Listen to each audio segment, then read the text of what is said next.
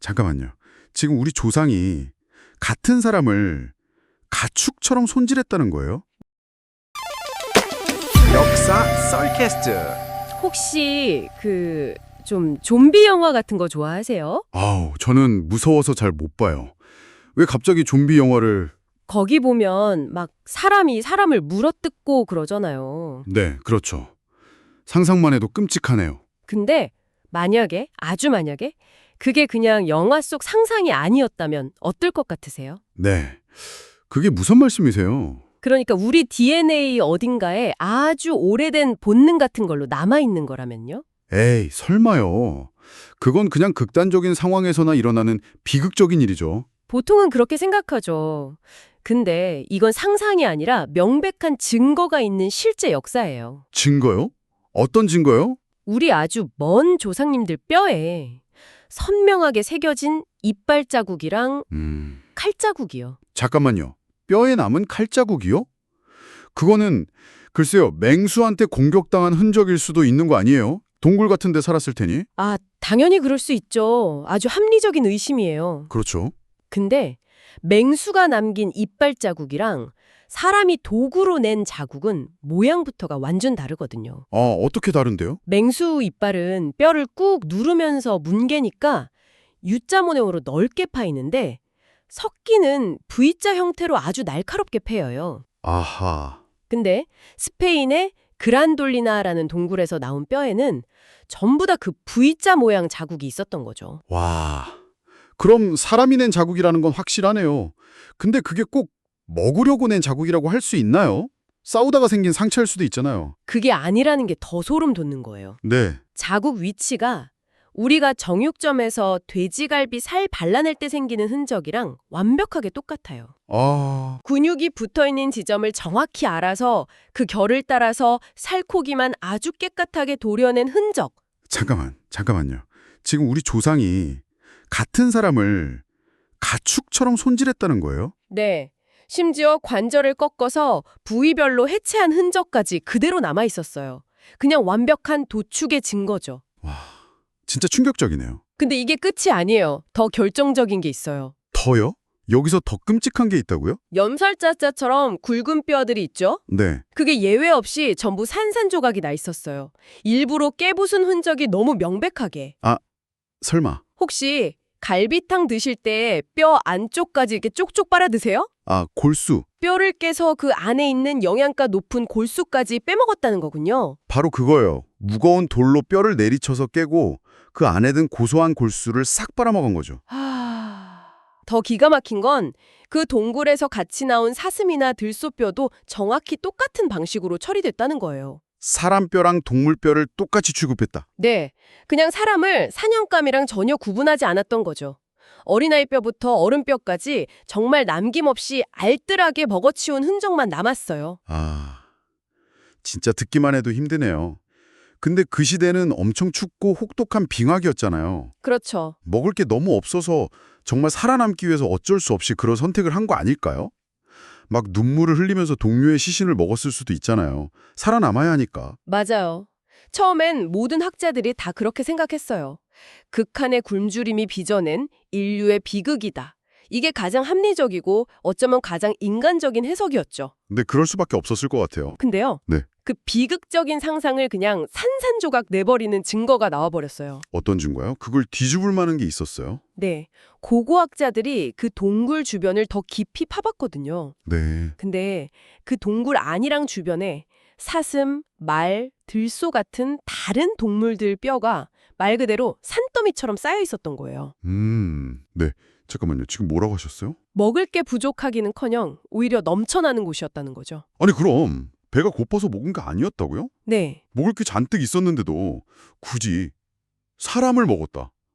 아니 잠깐만요. 그 동물뼈는 사냥이 잘 될 때 써와둔 거고 식인행위는 진짜 먹을 데 없는 겨울에만 일어났을 수도 있잖아요. 와, 진짜 날카로운데요. 당연히 학자들도 그 가능성을 확인해봤죠. 동물 이빨 화석 같은 걸 분석해서 계절을 추정했거든요. 그랬더니요? 놀랍게도 특정 계절이 아니라 거의 1년 내내 꾸준히 사냥을 했다는 증거가 나온 거예요. 식량이 부족한 시기는 사실상 없었다는 거죠. 와, 그럼 이건 얘기가 완전 달라지네요. 비유하자면 메뉴판에 다른 고기 요리가 잔뜩 있는데 굳이 사람 고기를 특식으로 골라서 주문한 거잖아요. 그렇죠. 생존을 위한 비극이 아니라 명확한 선택이었던 거예요. 이건 그냥 살인마들이잖아요. 배가 부른데 사람을 먹었다는 건 그건 식사가 아니죠. 그냥 와, 소름 돋네요. 근데 더 무서운 건요. 이런 끔찍한 일이 그 동굴에서만 있었던 게 아니라는 거예요. 또 있다고요? 네, 우리랑 유전적으로 가장 가까운 네안데르탈인 유적에서도 똑같은 증거가 나왔어요. 프랑스에 있는 물라 구에르시라는 동굴인데요. 아, 거기는 증거가 훨씬 더 노골적이라고 들었던 것 같아요. 거의 뭐 도축의 교과서 수준이었다고. 맞아요. 거기서 나온 뼈 78점에는 근육 도려낸 자국, 관절 꺾은 자국은 기본이고 혀를 잘라내려고 아래턱뼈를 부순 흔적까지 있었어요. 혀까지요? 그리고 머리뼈 바닥의 구멍을 일부러 넓혀서 그 안으로 도구를 집어넣어 뇌를 꺼내 먹은 흔적까지 완벽하게. 뇌를? 진짜 상상할 수 있는 모든 부위를 다 먹었네요. 이렇게 여러 곳에서 여러 시대에 걸쳐서 비슷한 증거가 계속 나온다는 건 식인이 그냥 어쩌다 한 번 일어나는 예외적인 사건이 아니라 어쩌면 그 사람들한테는 일상이었을 수도 있다는 거네요. 바로 그 일상이라는 단어가 주는 공포감이 엄청나죠. 아니, 일상이라니. 그럼 뭐 오늘 저녁은 옆 동물 김대리 다리 구이 어때? 뭐 이런 대화가 오고 갔다는 거 아니에요, 지금? 와, 이 현상을 연구하던 학자들도 다들 집단 멘붕에 빠졌어요. 도대체 왜? 이 질문에 답을 할 수가 없으니까. 자, 그럼 다시 생각해보죠. 배고픔은 아니었어요. 그럼 혹시 무슨 종교적인 의식 같은 건 아니었을까요? 종교의식이요? 네. 뭐 죽은 가족의 영혼을 기리거나 힘을 얻기 위해서 시신의 일부를 먹는 그런 풍습도 있었다고 하잖아요. 아, 그럴듯한 가설이네요.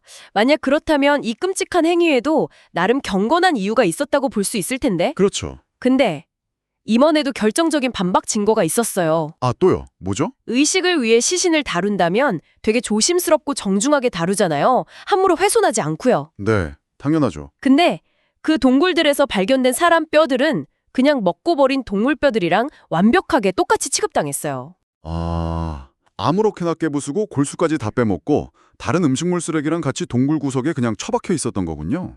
존경이나 추모의 흔적은 전혀 없었군요. 그냥 처음부터 끝까지 철저한 소비 행위였다. 네. 진짜 모든 가설이 다 막히네요. 그렇죠. 아니, 그럼 배고픈 것도 아니고 제사도 아니고 그럼 도대체 이유가 뭐예요? 바로 그 지점이 핵심이에요.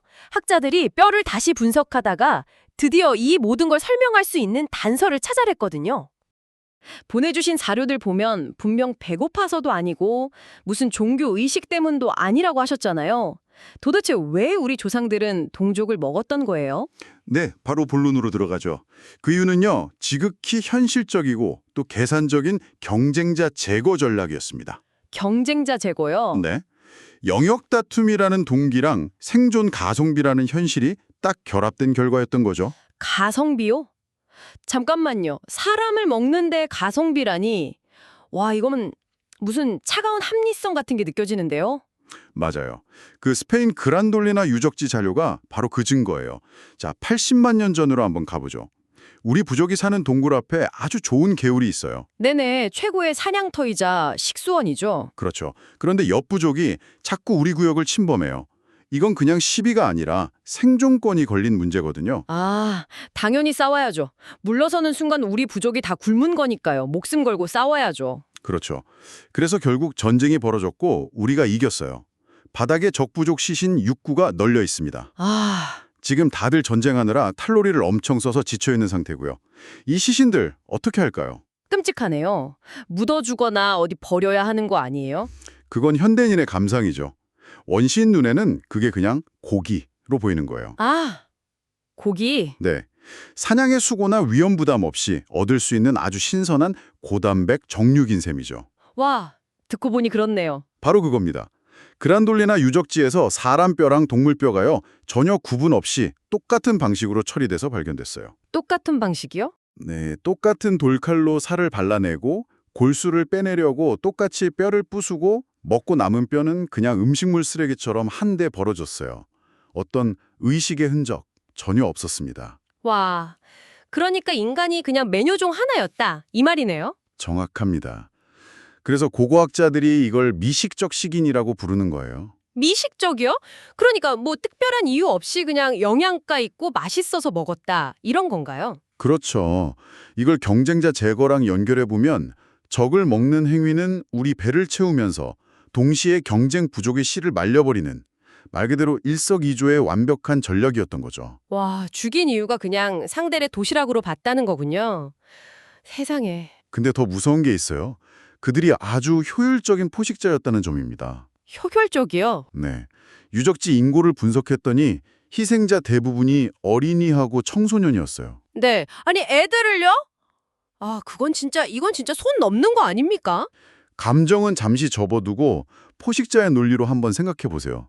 다 큰 성인 전사랑 싸우는 건 우리 쪽 피해도 크잖아요. 하이 리스크죠. 그렇죠. 우리도 죽을 수 있으니까. 하지만 경쟁 부족의 아이들을 노리는 건요.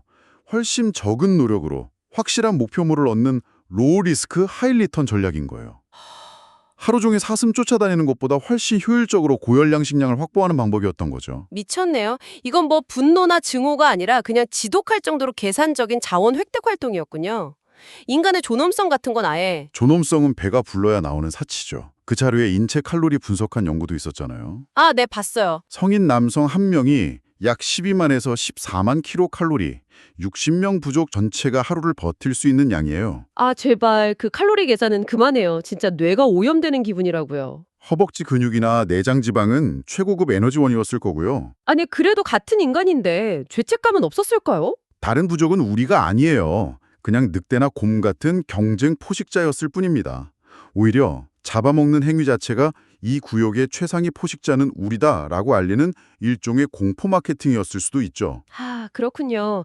근데 이게 그냥 전쟁 후에 벌어지는 일회성 이벤트가 아니라 혹시 더 체계적으로 이루어졌을 가능성도. 예리하시네요. 바로 그 지점입니다. 프랑스 동굴 유적지 자료가 그 답이에요. 아, 그 네안데르탈린 유골이요? 네, 무라수르 새 동굴에서 발견된 유골인데 식인 행위가 아주 일상적이고 기술적인 활동이었음을 보여줘요. 뼈에 남은 칼자국이 너무나 정교하고 패턴이 일정해요. 한두 번 해본 솜씨가 아니다. 그렇죠. 마치 숙련된 정육 기술자가 소잡듯이 관절을 정확하게 자르고 근육을 뼈에서 싹 분리해낸 흔적들이죠. 거의 인육해체 전문가 수준이에요. 세상에. 근데 그뿐만이 아니에요. 더 결정적인 증거가 있어요. 뭔데요? 유골 옆에서 발견된 도구들이요. 이게 그냥 주변에 있던 돌멩이가 아니라 오로지 뼈를 깨서 골수를 꺼내기 좋은 모양으로 정교하게 다듬어진 설마. 일종의 식인 전용 도구 세트가 발견됐습니다. 전용 도구 세트요. 와, 그건 진짜 충격적이네요. 아니, 집에 무슨 김장용 칼처럼 인간 뼈 부수는 망치를 따로 두고 살았다는 거잖아요, 지금. 바로 그 말입니다. 이건 식인이 그들 문화에 아주 깊숙이 자리 잡고 있었다는 증거밖에 안 돼요. 그 도구로 두개골을 깬 흔적도 있었어요. 특히 두개골의 아랫부분, 그러니까 목이랑 연결되는 구멍 주변을 아주 정교하게 푸셨더라고요. 왜 하필 거기를? 뇌를 쉽게 꺼내려고요. 위를 깨는 것보다 아래쪽 구멍을 넓히는 게 뇌를 푸딩처럼 긁어내거나 심지어는 쪽 빨아먹기에도 편했을 테니까요. 뇌는 지방 함량이 높아서 그 시대 최고의 별미였을 겁니다.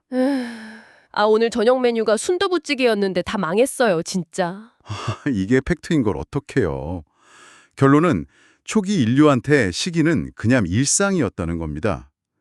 옆 부족을 보면 안녕하세요가 아니라 오늘 점심 메뉴 지나간다 이랬을 거예요. 아니, 근데 그렇게 서로 잡아먹었으면 인구가 줄어서 다 같이 멸종해야 하는 거 아닌가요? 바로 그 지점에서 정말 역설적인 주장이 하나 나와요. 역설적인 주장이요. 네, 이 잔인한 식인 풍습이 오히려 인류의 뇌 발달에 기여했을 수도 있다는 가설입니다.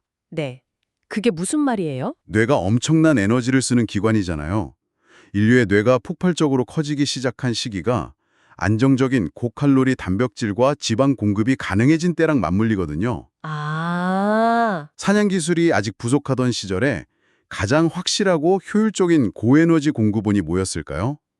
바로 동족의 뇌와 골수였을 수 있다는 거죠. 와, 정말 씁쓸한 가설이네요. 우리 조상님이 옆집 사람 뇌를 파먹은 덕분에 제가 지금 스마트폰을 쓰고 있다니 기분이 정말 묘합니다. 근데 이건 어디까지나 생존이 절박했던 원시시대 이야기잖아요. 아, 그렇죠. 오히려 생존이라는 명분마저 사라진 채 훨씬 더 귀괴하고 잔혹한 형태로 변질돼서 역사 곳곳에 등장해요. 맞아요. 그 보내주신 중국 역사서 이야기들이 진짜 충격적이었어요. 배고파서가 아니라 이미 모든 걸 다 가진 왕이나 귀족들이 아주 특별한 목적을 위해 사람을 먹기 시작했다는 거예요. 네, 문명사회의 시기는 더 이상 생존 문제가 아니었어요. 그건 권력의 과시이자 상대를 완벽하게 모욕하는 궁극의 형벌이었죠. 그 해랑 포라는 거요. 네, 해는 사람을 죽여서 젓갈을 담그는 거고 포는 살을 떠서 육포로 만드는 형벌이에요. 이건 그냥 죽이는 걸 넘어서 상대의 존재 자체를 식재료로 격화시켜버리는 행위였던 거죠. 자기 적을 젓갈로 만들어서 신하들한테 나눠주면서 충성을 시험했다는 기록은 정말 할 말을 잃었습니다.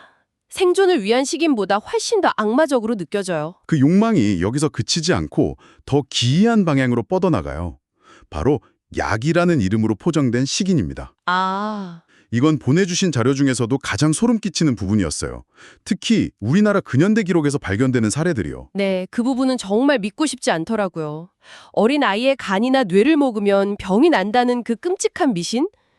그게 그냥 옛날 이야기나 도시괴담이 아니라 불과 수십 년 전까지도 실제 법원 기록이랑 신문 기사에 나오는 사건이었다는 게. 맞습니다. 이건 배고픔도 권력 다툼도 아니에요. 그저 무지하고 뒤틀린 욕망이 빚어낸 비극인 거죠. 내 아이를 살리기 위해 남의 아이를 해친다라는 논리는 정말 다른 차원의 끔찍함을 보여줘요. 정말 원시 시대부터 현대까지 식인의 동기가 계속 모습을 바꿔왔네요. 인간 본성의 어두운 면을 총정리해서 본 기분입니다. 그런데요, 이게 끝이 아닙니다. 네. 보내주신 자료 묶음 맨 마지막에 있던 아주 흥미로운 인류학 보고서 하나 기억나세요? 거기엔 이 모든 논의를 뒤엎을 수도 있는 진짜 대반전이 숨어 있습니다. 반전이요? 여기서 더 나올 게 있다고요? 네. 우리가 지금까지 당연하게 식인종이라고 불러온 그 대상들 있잖아요. 특히 근세 탐험가들이 발견했다는 수많은 식인 부족들이요. 네, 있죠. 만약 그들이 사실은 식인종이 아니었다면요. 더 나아가서 그들이 가해자가 아니라 사실은 끔찍한 오해와 날조의 피해자였다는 주장이 있습니다. 우리가 식인종이라고 손가락질했던 그들이 어쩌면요. 가장 억울한 피해자였을 수도 있다는 거예요. 네. 피해자요? 아니 사람을 먹었는데 어떻게 피해자가 될 수가 있죠? 그 거대한 역설을 향해서 이제부터 한번 들어가 보죠. 아, 네. 일단 그럼 그 사람들이 왜 동족을 먹었는지 그 합리적이라는 이유부터 한번 들어볼게요. 설득이 될지는 잘 모르겠지만. 좋습니다. 모든 건 효율성이라는 단어 하나로 설명이 돼요. 효율성이요? 네, 80만 년 전 원시 인류한테 시기는 생존을 위한 가장 효율적인 경쟁자 제거 전략이었던 거죠. 잠깐만요. 식인이랑 효율성, 가성비 이런 단어가 어떻게 한 문장에 같이 있죠? 그러니까요. 사람을 먹는데 어떻게 그런 계산적인 말이 붙어요? 자, 그럼 우리 다 같이 80만 년 전으로 잠깐 가보는 거예요. 네. 본인이 수십 명을 이끄는 부족의 리더라고 한번 상상해 보세요. 제가 리더다. 우리 동굴 바로 앞에 있는 물가가 우리 부족의 생명줄이에요. 그런데 옆 부족이 자꾸 우리 영역을 넘봐요. 어떡하시겠어요? 일단은 뭐 소리 지르고 돌 던져서 쫓아내겠죠. 그렇죠. 근데 그쪽도 먹고 살려고 하는 걸 텐데 쉽게 안 물러나겠네요. 결국엔 싸워야죠. 바로 그거예요. 피 터지는 전쟁이 벌어졌고 우리 부족이 간신히 이겼어요. 근데 우리 쪽도 많이 다치고 다들 완전 지친 상태예요. 아, 바닥엔 적들 시체가 한 6곳 정도 널브러져 있습니다. 자, 이 시체들 어떻게 할까요? 현대인이라면 당연히 묻어야겠지만 하지만 원시인이잖아요, 지금. 원시인의 입장에선 지금 당장 배고파 죽겠는데 또 사냥을 나가는 건 너무 위험하고. 정확해요. 원시인의 눈에 그건 혐오스러운 시체가 아니에요. 그럼요. 사냥의 수고를 덜어주는 신선한 고단백 정육으로 보였을 겁니다. 와, 고단백 정육. 그걸 힘들게 땅에 묻는 게 오히려 칼로리 낭비죠. 눈앞에 적을 먹으면 굶주린 배도 채우고 우리 영역을 넘보던 경쟁자의 씨를 말려버리는 거고요. 두 가지 목적을 한 번에 달성하는 거네요. 네, 완벽하게 효율적인 전략이었던 겁니다. 와, 진짜 소름 끼치게 논리적이네요. 그 사람을 죽이는 게 목적이 아니라 식량을 얻고 영역을 지키는 사냥의 일부였다는 거군요. 그렇죠. 고고학계에서는 이걸 미식적 식인이라고 불러요. 미식적이요? 네, gastronomic cannibalism. 말이 좀 근사해서 그렇지 그냥 영양가 높고 맛있어서 먹었다 이 뜻이에요. 아, 근데 스페인의 한 동굴 유적을 보면요. 진짜 충격적인 사실이 드러나요. 뭔데요? 희생자 대부분이 싸울 힘도 없는 어린이하고 청소년들이었어요. 애들을 먹었다고요? 이건 진짜 선 넘었는데요. 감정적으로는 그런데요. 아무리 그래도 이건 그냥 약한 애들 사냥한 거잖아요. 자, 감정은 잠시 접어두고 포식자의 입장에서만 한번 보죠. 야생에서 제일 잡기 쉬운 사냥감이 누구죠? 무리에서 제일 약한 개체들이죠. 맞습니다. 상대 부족 어른들이랑 정면으로 싸우는 건 우리 쪽 피해도 큰 하이리스크 전략이에요. 그렇죠. 하지만 숲에서 열매 따고 있는 애들이나 어린애들을 기습적으로 납치하는 건요. 와, 우리 쪽 피해는 거의 없이 확실한 식량을 얻을 수 있는 로우 리스크 하이 리턴이네요. 바로 그거죠. 며칠씩 사슴 쫓아다니는 것보다 에너지 소모가 훨씬 적었을 거고요. 세상에. 한 연구를 보니까 성인 남성 한 명의 시체가 약 12만에서 14만 킬로칼로리 정도래요. 14만. 60명짜리 부족 전체가 하루를 버틸 수 있는 양이죠. 특히 허벅지 근육이나 내장 지방은 최고급 에너지원이었을 거예요. 그러니까 다른 부족 아이는 그냥 인간이 아니라 가장 잡기 쉬운 사냥감이었던 거네요. 네. 알겠습니다. 그 생존 논리는 알겠는데 그래도 여전히 궁금한 게 있어요. 어떤 거요? 아무리 그래도 나랑 똑같이 생긴 존재를 먹는데 뭐 죄책감이나 심리적인 저항감 같은 건 정말 없었을까요? 그 답은 프랑스 남부의 한 동굴에서 찾을 수 있어요. 거기서 나온 뼈들을 보면 이게 그냥 어쩌다 한번 한 게 아니에요. 한 번이 아니라고요? 네. 아주 체계적으로 반복된 일상이었음을 보여주거든요. 거의 시스템을 갖춘 인육 가공 공장 같았어요. 가공 공장이요? 그 단어는 좀 그게 더 무서운데요. 뭐가 그렇게 체계적이었어요? 뼈에 남은 흔적들이 너무 기계적이고 패턴이 일정해요. 가죽을 벗길 때 쓴 칼 방향, 살을 발라낼 때 뼈를 긁은 각도 같은 것들이요. 아, 이건 어쩌다 한두 번 해본 솜씨가 아닌 거죠. 아주 숙련된 정육 기술자처럼요. 헐. 심지어 뼈를 깨서 골수를 꺼내 먹으려고 특화된 돌망치가 쉬신뼈 옆에 가지런히 놓여 있기도 했어요. 잠깐만요. 식인 전용 도구 세트가 있었다는 거네요? 그런 셈이죠. 아니, 사람 뼈 깨는 망치를 부엌 탄장에 넣어두고 살았다는 거잖아요, 지금? 이건 뭐 죄책감 수준이 아닌데요? 완벽하게 대상화, 비인간화가 된 거죠. 그들에겐 다른 부족이 그냥 숲에 사는 늑대나 봄이랑 똑같은 거예요. 경쟁자이자 먹이. 오히려 그걸 과시했을 수도 있겠네요. 이 구역의 짱은 나다, 뭐 이런 식으로. 맞아요. 일종의 공포 마케팅이었을 수도 있죠. 그리고 그 절정은 바로 뇌를 먹는 방식에서 드러나요. 뇌요? 어떻게 먹었는데요? 희생자들 두개골을 보면요. 단단한 정수리 쪽이 아니라 목이랑 연결되는 아래쪽을 정교하게 깨부셨어요. 아래쪽을요? 왜요? 뇌를 손상 없이 가장 온전한 형태로 꺼내려고요. 아, 아마 푸딩처럼 긁어내거나 아니면 액체처럼 빨아먹기 위해서였을 겁니다. 와. 오늘 저녁에 순두부찌개 먹으려고 했는데 다시 생각해봐야겠네요. 하하, 진짜 환상이 다 깨지네요. 근데 여기서 또 질문이 있어요. 네. 그렇게 서로 잡아먹고 살았으면 인구가 줄어서 다 같이 멸종했어야 하는 거 아니에요? 굉장히 날카로운 질문인데요. 바로 거기서 역사의 가장 큰 아이러니가 시작됩니다. 아이러니요? 이 잔인한 식인 습관이 역설적으로 인류의 뇌가 커지는데 아주 결정적인 기여를 했다는 가설이 있거든요. 네, 사람을 먹어서 더 똑똑해졌다고요?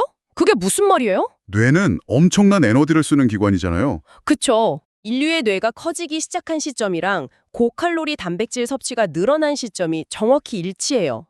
사냥 기술이 별로였던 그 시절에 가장 확실하고 효율적으로 구할 수 있었던 고단백, 고지방 공급원이 뭐였을까요? 결국 또 동족이는요. 그렇습니다.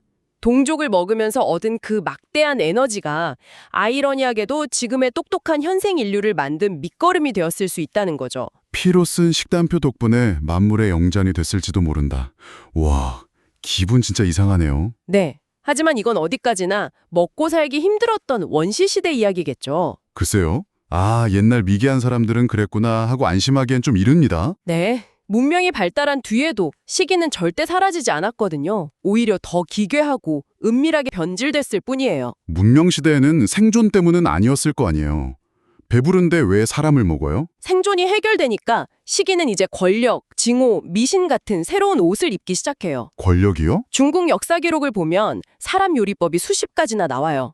소금에 절여 젓갈로 만드는 해, 육포처럼 말리는 포 같은 것들이요. 와, 이건 단순히 먹는 걸 넘어서 패배한 적에 대한 완전한 지배와 모욕을 과시하는 권력의 상징이었던 거죠. 하긴 뭐 공자가 인육젓가를 즐겼다는 헛소문까지 있었을 정도면 그 문화가 얼마나 깊었는지 알만하네요. 그렇죠. 그리고 이건 남의 나라 이야기만도 아니에요. 우리 역사, 아주 가까운 과거에도 약이라는 이름으로 포장된 식인이 있었어요. 우리나라에도요? 네. 불과 몇십 년 전까지도 사람 간이나 뇌를 먹으면 불치병이 낫는다는 끔찍한 미신 때문에 아이들이 납치되는 사건이 신문에 실리곤 했어요. 그게 도시괴담이 아니라 실제 사건 기록이라고요? 네. 와, 진짜 식인의 이유는 계속 변해왔네요. 생존, 권력, 미신까지. 맞습니다. 하지만 이 모든 끔찍한 이야기들을 관통하는 오늘 대화의 진짜 마지막 반전이 남아 있습니다. 또 있어요? 우리가 지금까지 식인종이라고 불렀던 그 수많은 집단이 사실은 식인을 한 적이 없을지도 모른다는 사실. 네, 그건 또 무슨 말이에요? 그럼 지금까지 얘기했던 그 모든 고고학적 증거랑 역사 기록은 다 뭔데요? 물론 실제로 식인을 한 집단도 분명히 있었죠. 하지만 역사적으로 가장 널리 퍼지고 가장 큰 힘을 가졌던 식인은 실제 행위가 아니라 식인이라는 비난 그 자체였어요. 비난이요? 네, 이른바 식인 누명이죠. 식인 누명. 아, 쟤들은 사람 잡아먹는 야만이냐? 이렇게 낙인 찍는 거요? 정확합니다. 그리고 이 전략을 역사상 가장 효과적으로 쓴 사람들이 바로 15세기 이후의 유럽 제국주의자들이었어요. 아, 콜럼버스가 카리브의 카리브족을 식인종, 즉 카니발이라고 기록했잖아요. 이 단어의 어원이 거기서 나왔어요. 네네. 그들이 진짜 식인을 했는지는 여전히 논란이 많아요. 하지만 그 낙인은 아주 유용했죠. 어떻게요? 저들은 사람 잡아먹는 짐승이다. 그러니 저들을 노예로 삼고 땅을 빼앗는 건 야만인을 문명화시키는 정당한 행위다. 이런 논리를 만들어준 거예요. 와, 학살과 착취를 정당화하는 최고의 면죄부였네요. 그렇죠. 아프리카에서도 태평양 섬들에서도 똑같은 일이 반복됐고요. 그러니까 우리가 흔히 떠올리는 이미지 있잖아요. 원주민이 백인 탐험가를 큰 솥에 놓고 끓이는 만화 같은 거. 네. 그게 실제 역사라기보다는 가해자들이 자기들 행동을 정당화하려고 만든 선전물에 가깝다는 거네요. 그럴 가능성이 아주 높죠. 결국 오늘 이야기의 대반전은 이겁니다. 시기는 생존을 위한 잔혹한 합리성에서 시작해서 권력과시 수단으로 변질됐고 마지막엔 상대를 파괴하기 위한 가장 강력한 언어적 무기가 되었다는 것. 우리가 식인종이라고 욕했던 그들이 사실은 제국주의 폭력의 가장 큰 피해자였을 수 있다는 거군요. 바로 그 역설이죠. 와, 오늘 이야기 진짜 역대급이네요. 식인이라는 주제 하나로 선과 악, 문명과 야만, 가해자와 피해자의 경계가 이렇게 쉽게 뒤집힐 수 있다는 걸 본 것 같아요. 그렇죠. 오늘 우리가 남을 판단할 때 쓰는 그 딱지들이 어쩌면 진실을 가리는 가장 두꺼운 장막일지도 모른다는 생각 한번 해볼 만하지 않나요? 네. 이런 질문을 한번 던져보고 싶어요.